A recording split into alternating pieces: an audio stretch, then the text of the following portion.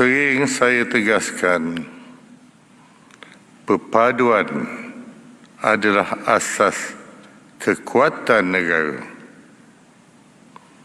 Oleh itu, bagi menjamin kemajuan ekonomi, keharmonian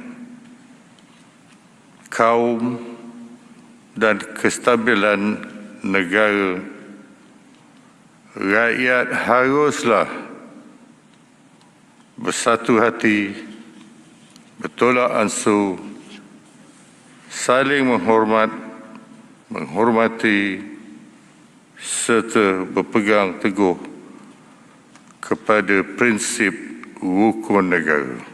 Bagi membina sebuah perpaduan kaum dan menjamin keharmonian masyarakat, pada 31 Ogos 1970, kerajaan telah memperkenalkan rukun negara sebagai aku janji dan ikrar seorang warga Malaysia.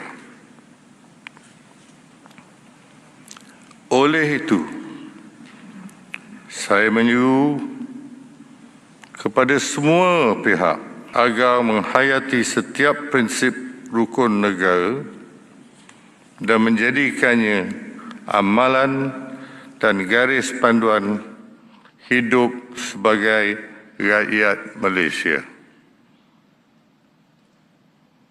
Malah, sejak di belakang ni, sekolah lagi, semua pelajar telah dididik untuk membaca ikrar rukun negara ini.